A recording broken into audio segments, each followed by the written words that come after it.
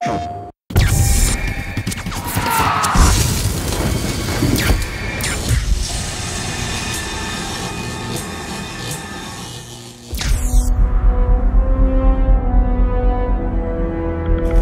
City certainly has a lot of character.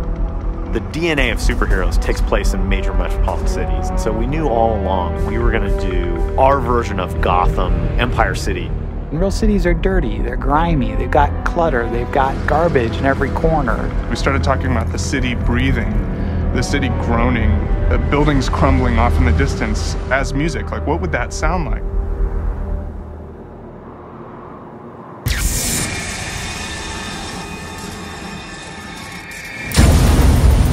Since the blast, the place has become this sort of wonderland of destruction where a lot of masonry got thrown, higgly-piggly in the blast. Cars and buses smashed into the sides of buildings. It feels like this hurricane is torn through. It's bleeding. The city itself is broken. It's foul. We wanted the city to feel like there was despair around. So if you see people walking down the street, they don't look very happy because they aren't. And it really gives the city a feeling of life. The city's actually reactive to who you are in the world. If you choose to be a nice guy and win the love of the people, I know you can heal him. You'll actually see the city get cleaner and kind of repair itself a little bit. And that's pretty crazy. We wanted to make the thing have a character and sort of look back at you for what you did, to respond, and not just be this inert mass.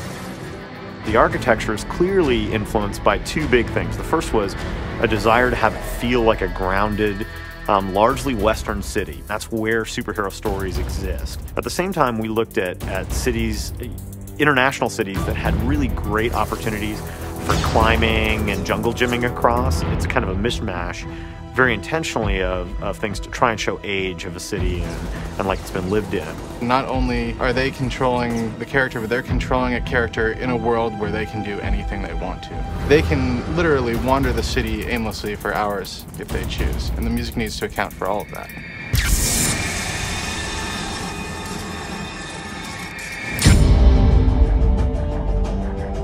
It's been really important for us to approach the music like sound design, to really capture the spirit, the voice of Empire City. Even though we're in a big urban environment, we want the percussion and the instrumentation to be very tribal, very savage.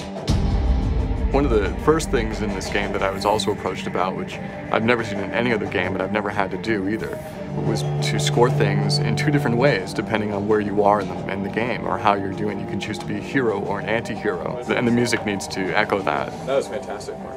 There's an edgy, punchy, kind of dark and very thoughtful component to the music. The ambient music is meant to be bleeding out of this broken city, this city that's sort of been bombed out and is hurting.